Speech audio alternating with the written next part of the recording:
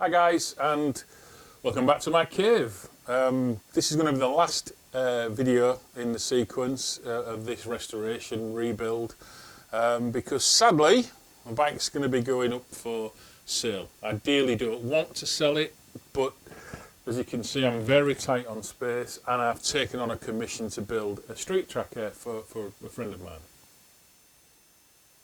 What have I done since the last video? Well, the engine's been rebuilt, rebored, there's a Wiseco piston gone in there. That took a long time to get sorted, not by me. I actually put the work out to a bike shop, I best not name them, a bike shop in Huddersfield, who were specialist. It took just over 5 months to turn things around, which is a little bit disappointing, but hey, it's done in the end. The bike's up and running. I have ridden it a few times, really just to go through a couple of heat cycles to start bedding the motor in. It was running, it felt as though it was running a little bit rich. That could be because it hadn't been used enough, but I'm going to do a little bit of fettling. We'll then take a video, an on-bike video, just so I can see how the bike is running. I'm going to take some static pictures as well. And again, that's really for my library, because I like to keep a reference of bikes that I've built or bikes that I've restored. Often have a tear in my eye when I look back, so I've never ever really wanted to sell them. As you can see, I've gone for the, I think the groovy term is resto rod. Gone for the resto rod look. So the frame hasn't been repainted. It has been famously oily rag. The tank and the oil tank, which you can't see at the moment, any patina or patina that was on there, I just tidied that up a little bit, and then I've covered that with 2K clear coat or lacquer, depending on which term you prefer to use for that. I did take some of the larger dents out of the tank. The tank inside is as clean as a whistle, so it's a really good tank from that point of view. And to be honest, it wouldn't take a lot to renovate it to a higher standard, but I really like this look. I think it works with this bike. Not everybody's cup of tea, I understand that, but I like it, and at the moment it's my bike. Certainly a crowd puller. You know, the times I have been out on it, got talking to a group of, I guess the guys was in the late teens.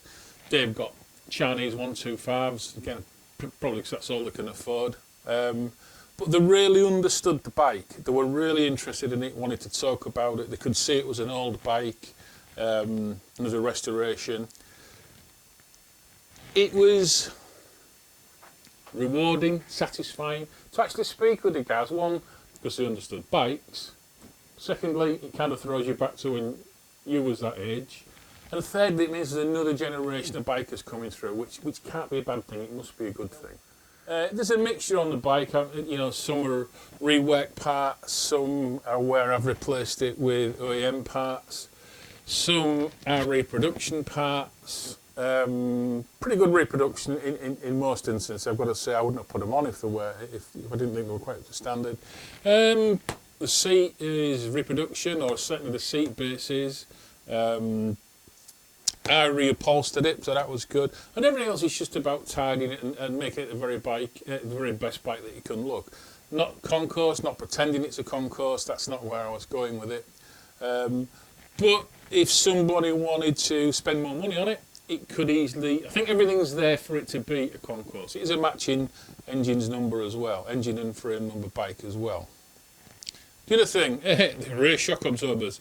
You'll have noticed from some of the still pictures earlier, some of the earlier still pictures, and also from an earlier video sequence, I'd put new shocks on, they're still on. What I'd done was got ones with a separate reservoir and mounted them upside down to try and recreate the silhouette of the original shocks. It created the silhouette, but the shocks really didn't work, so I've put them back on the right way around. I still do have the original shocks that will be going with the bike when the bike's sold. I mean, the shop, they need a full rebuild, but some people, you know, whoever buys the bike, you know, if they're going for originality, the provision's there for them to be able to have those shocks rebuilt. So that's enough of me being a talking head for now. Let's have a look at the on-bike video. see if I did manage to get it sorted and running as sweet as it can be. So have a look at the video and I'll catch you on the other side, but bye for now.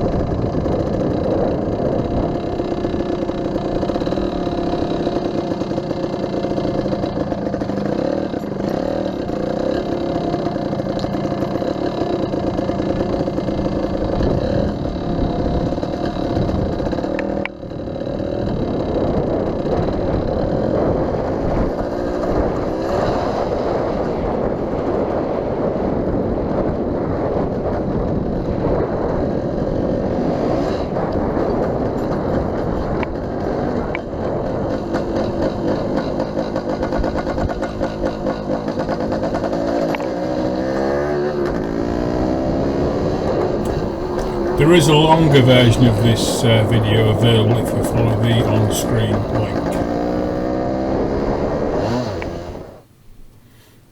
Although not fitted, the bike will come with these replica indicators and brackets.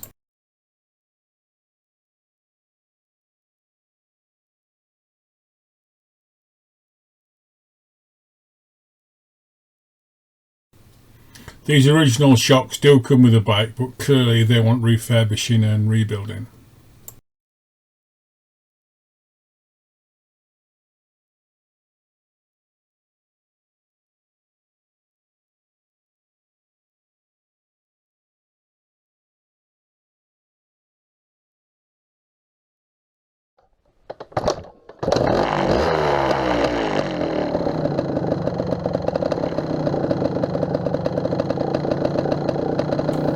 Charging system is working well, as you can see from the video.